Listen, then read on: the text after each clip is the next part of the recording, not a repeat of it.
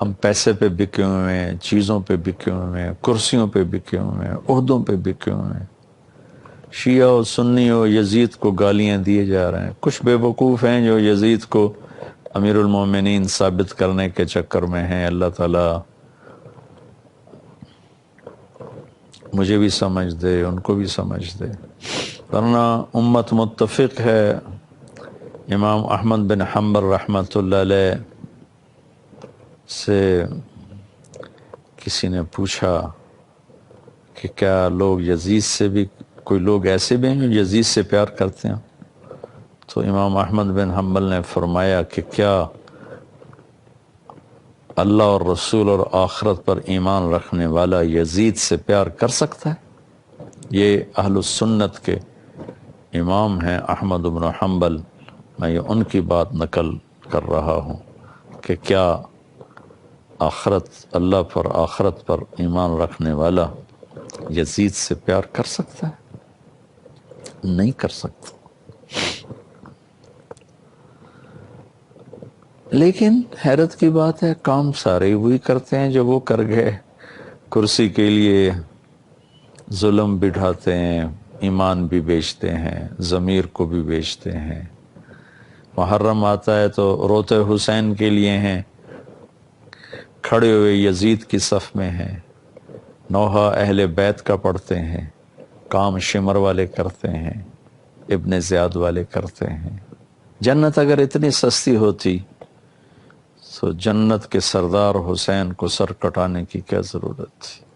اپنے معصوم بچوں کو ذبح کروانے کی کیا ضرورت تھی؟ اپنے خاندان کے سر نیزوں پہ چڑھانے کی کیا ضرورت تھی؟ جنت کا راستہ ایک زندگی ہے جو میرے نبی لے کر آئے ہیں، جسے اپنانا پڑتا ہے۔ یزید نام لیتے منہ کڑوا ہو جاتا ہے، نہیں، ایک ظالم انسان تھا۔ 3 بر اعظم پہ حکومت، 3 بر اعظم پر حکومت تھی۔ وہ جوانی میں اللہ نے اس کو پکڑا اور مر گیا، 34 سال کی عمر میں مر گیا۔ اس کا بیٹا خلیفہ بنا، جوان، 19 سال کی عمر کے 20 سال۔ کتنے بر اعظم پر حکومت ہوئی؟ 3 پر 40 دن حکومت کی، 40 دن کوئی دشمن نہیں۔ 3 بر اعظم، جو دشمن ہیں وہ اتنے کمزور ہیں کہ ان کی جرت نہیں کہ سر اٹھا سکے۔ لیکن وہ یزید کے اندر وہ شمع بجھی ہوئی تھی اور بیٹے کے اندر جل چکی تھی۔ اچھوں سے برے، بروں سے اچھے، اللہ کا نظام۔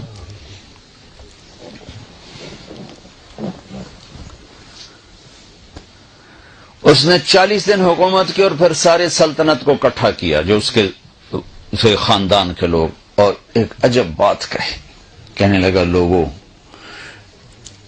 جس تخت کے نیچے حسین کا خون ہو، جس تخت کے نیچے آل الرسول کا خون ہو، میں اس تخت پہ لعنت بھیجتا ہوں۔ یہ ہے تمہاری حکومت، جس کو چاہے دے دو، مجھے نہیں چاہیے۔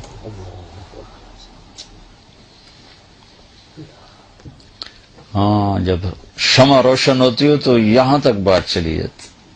چھوڑ دی، 3 بر اعظم کی سلطنت چھوڑ دی، اور وہ رضی اللہ عنہ بن گیا۔ میں اس کا نام لیتا ہوں تو میرا منہ میٹھا ہو رہا ہے۔ اس کا نام تھا معاویہ بن یزید، اور یزید کا نام لیتے میرا منہ کڑوا ہو جاتا ہے۔ میں اس کا نام لیتا ہوں میرا منہ شکر سے بھر جاتا ہے کہ شمع روشن ہو تو اسے راستہ نظر آئے، اوہ یہ راستہ ہے، یہ تو وہ راستہ جو غلط ہے، آگے تو جہنم کی آگ ہے۔ حضرت موسیٰ علیہ السلام کا ابن زیاد کے ہاتھ میں چھڑی تھی، اس نے اس سے ماری ایسے ہونٹوں پہ، کہنے لگا میں نے ایسا حسن آج تک نہیں دیکھا، مرنے کے بعد بھی ایسا حسن ہو۔ بس انس رضی اللہ تعالیٰ عنہ کھڑے ہو کر فرمانے لگے، ظالم یہ چھڑی یہاں سے ہٹا، میں نے ان ہونٹوں پہ نبی کے ہونٹوں کو لگتے دیکھا ہوا ہے۔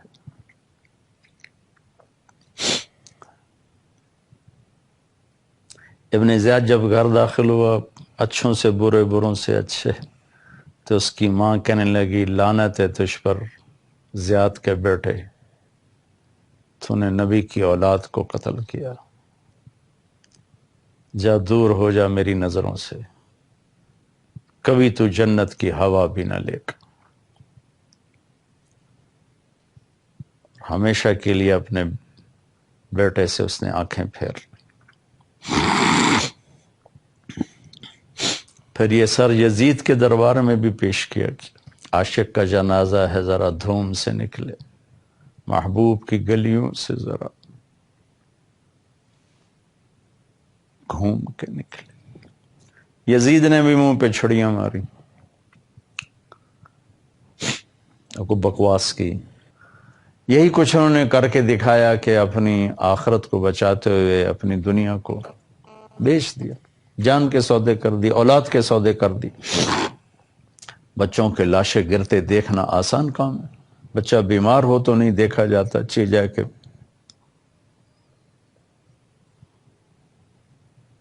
اللہ اکبر۔ میرے جیسا حقیر انسان ان پاکیزہ ہستیوں کو کہاں سے بیان کر سکتا ہے؟ ایک سبق ہے کہ آؤ ہم اللہ کو راضی کریں۔ ہم بھی عجب لوگ ہیں، اور پورا پاکستان یزید کو، شمر کو برا بھلا کہنے پر لگا ہوا ہے، لیکن کام سارے یزید والے، شمر والے، ابن زیاد والے، ایک کام بھی حسینی قافلے کا نہیں ہے۔ کام سارے ان کے آنسو اہل بیت کے لیے، اور شرکت شمر کے قافلے میں، زندگی اللہ کے نبی کی دشمنوں والی، اور جلد سے ان کی یاد کے۔ تو یہ بھائیو ایک قدم اور بڑھائیں، ایک قدم اور بڑھائیں۔ یہ کرنا بھی کسی نیکی کو ہلکا نہیں سمجھنا چاہیے۔ اگر کوئی اللہ کے نبی کی یاد میں بیٹھ کے کوئی محفل کر رہا ہے تو ان کو اجر مل رہا ہے اللہ کے فضل سے۔ کوئی اہل بیت کے غم میں بیٹھ کے کوئی آنسو بہا رہا ہے، انہیں اجر مل رہا ہے۔ لیکن کیا اتنا ہی کافی ہے؟ اس سے تھوڑا سا اور آگے چلیں کہ ہم اپنی زندگی بدلیں۔ یہ پیغام ہے کہ ظلم کے ساتھی نہ بنو۔ اگر حضرت امام علی مقام یزید کی بیعت کر بھی لیتے تو ان کی آخرت کو کیا نقصان تھا؟ کوئی نقصان نہیں تھا، جب پہلے ہی فیصلہ ہو چکا تھا جنت کے سردار ہیں۔ نقصان ہونا تھا پیغام پہنچانے میں، کہ پھر یہ پیغام جاتا کہ سودا کیا جا سکتا ہے، ایمان کے سودے ہو سکتے ہیں۔ وہ یہ بتانا چاہتے تھے کہ ایمان بکنے والی چیز نہیں ہے، اس کے لیے ہر چیز قربان کی جا سکتی۔ تو آؤ بھائی بہنوں، نیا سال شروع ہو رہا ہے، انقلاب لائیں۔ وہ نہیں جو سیاسی لوگ کہہ رہے ہیں، انقلاب لائیں دلوں کو بدلنے والا۔ انقلاب کہتی دل کے بدل جانے کو ہے، کہ اللہ کی نافرمانی کے راستے چھوڑ دیں، ظلم و ستم کے راستے چھوڑ دیں، زیادتی کے راستے چھوڑ دیں۔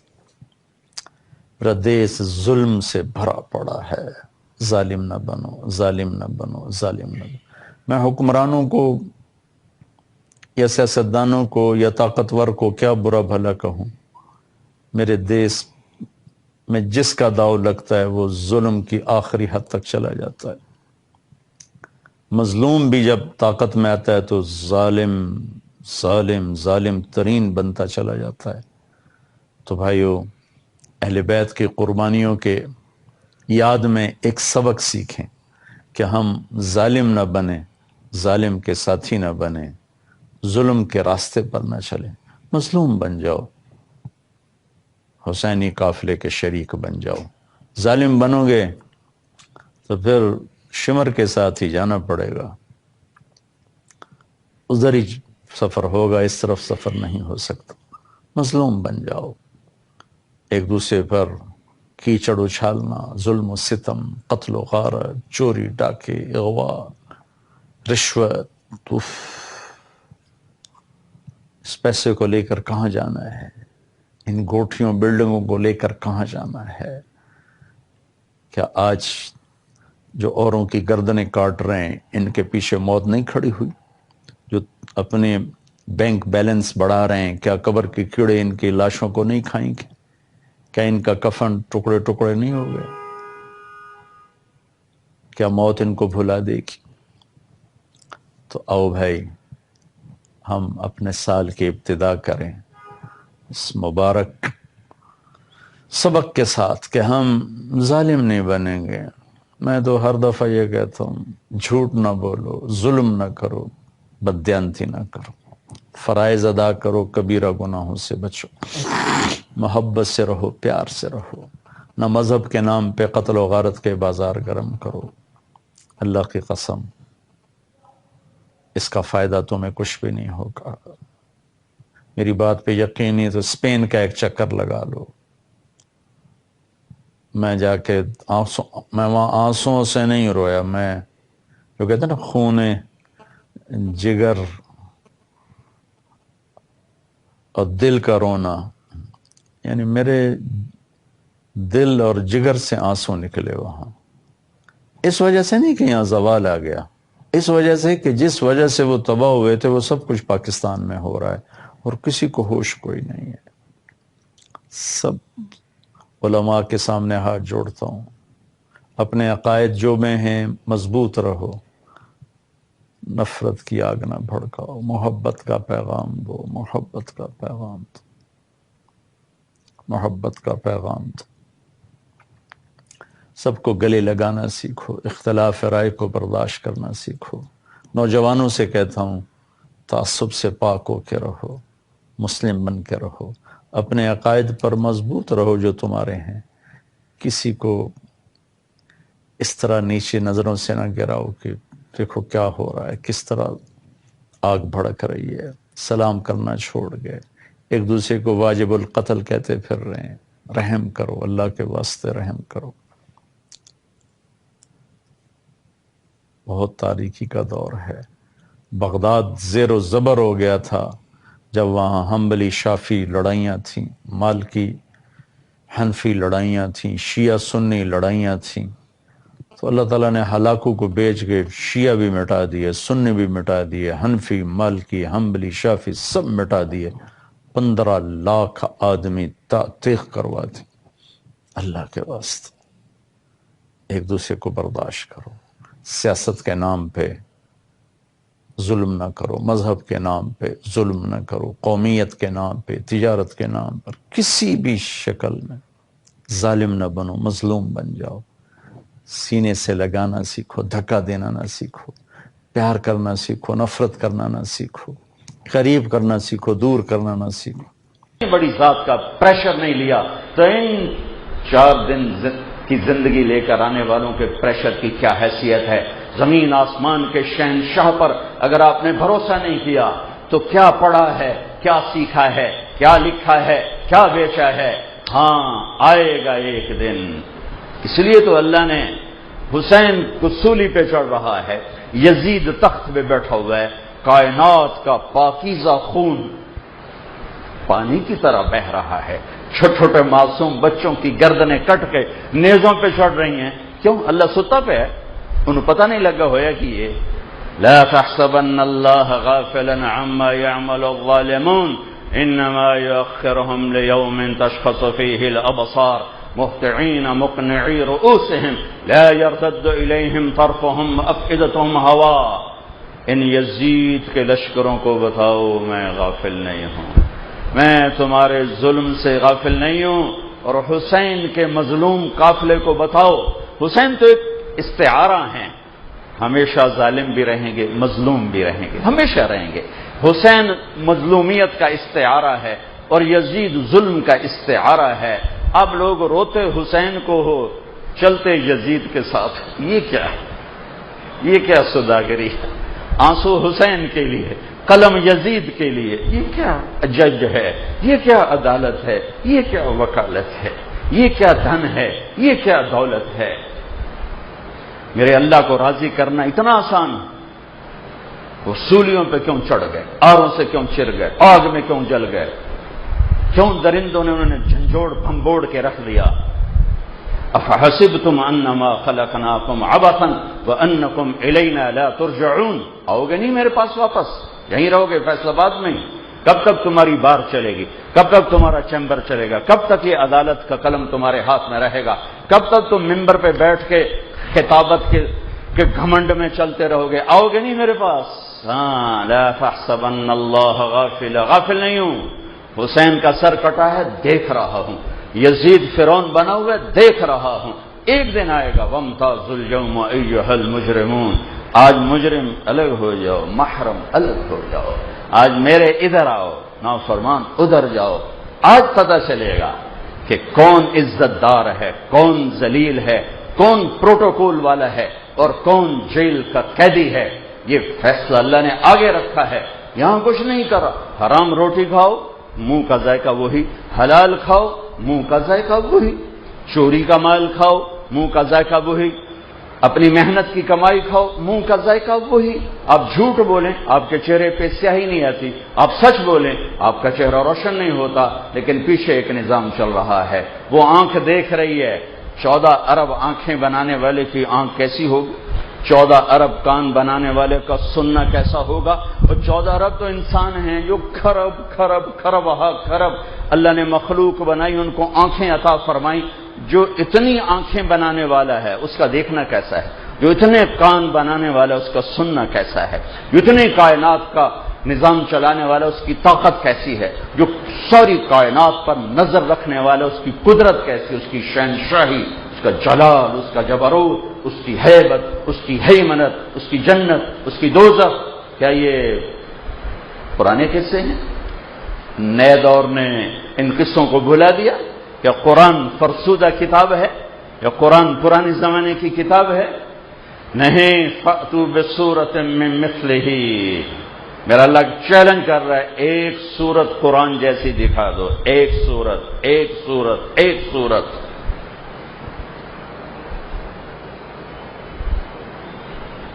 جس قوم میں سچائی ہوگی، عدل ہوگا، دیانت ہوگی، وہ ذلیل نہیں ہو سکتی، ذلیل نہیں ہو سکتی۔ 7ویں ایٹمی طاقت پاکستان، اور ذلت کی بستیوں میں ایسا گرا ہے کہ پتہ نہیں ہمارے مقدر میں اس کی عزت دیکھنا ہے بھی صحیح کہ نہیں ہے۔ کیا سبب ہے وہ بتا رہا ہوں۔ میں پھر دوبارہ حدیث کی طرف جاتا ہوں۔ عزت تو خزل فی ادو والا، جب سرکاری خزانہ سرکار لوٹے گی، والامانت مغنما، امانت ہڑپ ہوگی، والزکات مغرما، مالدار زکات نہیں دیں گے، وتعلم لغیر الدین، علماء پیسوں پہ بک جائیں گے، واطاع الرجل زوجتہ، بیویوں کی فرمان برداری، وعق امہ، یہاں سے میں دائیں بائیں ہو گیا تھا، ماں کی نافرمانی، وادنا صدیقہ، دوست کو دیکھ کر باہیں پھیلا کر گلے لگائیں گے، واقصى اباہ، باپ کو دیکھ کے راستہ بدل جائیں گے، کوئی ابا کام نہ آگ چھڑے، کوئی بلا نہ لوے، کوئی بہا نہ لوے، وصاد القبیلۃ فاسقہم، قبیلے کا سردار نافرمان بنے گا، وکان رئیس القوم ارذلہم، حکومت نااہل نکمے لوگ کریں گے، وَأُكْرِمَ الرَّجُلُ مَخَافَةَ شَرِّهِ، ایک دوسرے کو مسکرا کر ملیں گے، اندر میں نفاق بھرا ہوگا، قدورتیں، بغض، نفرتیں، اور ایک دوسرے کو سلام کریں گے اس کے شر سے بچنے کے لیے۔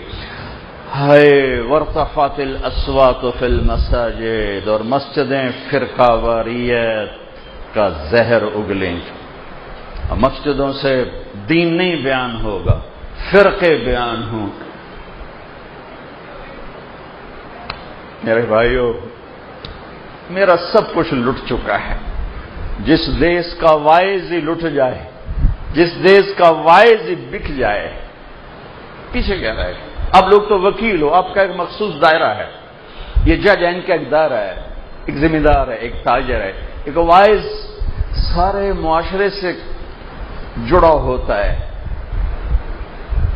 جب وہ بک جاتا ہے تو سب کچھ بک جاتا ہے۔ تو ادھر ادھر کی نہ بات کر، یہ بتا کہ قافلہ کیوں لوٹا، مجھے رہزنوں سے گلا نہیں، تیری رہبری کا سوال ہے۔ وارتفعت الاصوات فی المساجد، مسجدیں فرقہ واریت کی آگ برسائیں گی۔ ہاتھ جوڑتا ہوں، امت بن کے رہو، امت بن کے رہو، امت بن کے رہو۔ جو آپ کا عقیدہ ہے میں اسے سلام کرتا ہوں، جس آپ عقیدے پر ہیں، اب مسلمان میں آپ کو سلام کرتا ہوں، اوروں کے لیے گنجائش پیدا کرنا، سب کو سینے سے گلے سے لگانا، اسے امت کہتے ہیں۔ یہ تو ساڑھے فرقے دا ہی نہیں، ان تو سلام کرو تو نکاح ٹوٹ جاندہ ہے، یہ امت کو توڑنے والے بول ہیں، یہ امت نہیں ہے۔ میرے بر صغیر میں امت نہیں ہے، فرقے ہیں، فرق ہے۔ اور میرے نبی نے فرمایا تھا وَارْتَفَتِ الْأَصْوَاتُ فِي الْمَسَاجِدِ، مسجدیں بھڑک اٹھیں گی، اور کیا ہوگا؟ وَظَهَرَتِ الْقَيْنَاتُ وَالْمَعَازِفُ، موسیقی کی محفلیں قائم کی جائیں گی، گانا بجانا تہذیب بنے گا۔ وَلُبِسَ الْحَرِيرُ، مرد ریشم پہنیں گے۔ وَشُرِبَتِ الْخُمُورُ، اور شراب پی جائے گی، شراب کی محفلیں سجائی جائیں گی۔ وَلَانَ آخِرُ هَذِهِ الْأُمَّةِ أَوَّلَهَا، اور آج کے لوگ پہلے لوگوں کو بے وقوف کہیں گے، جاہل کہیں گے، ان پڑھ کہیں گے کہ جب میری امت یہ کام کرے گی فَلْيَرْتَقِبُوا عِنْدَ ذَلِكَ رِيحًا حَمْرَاءَ،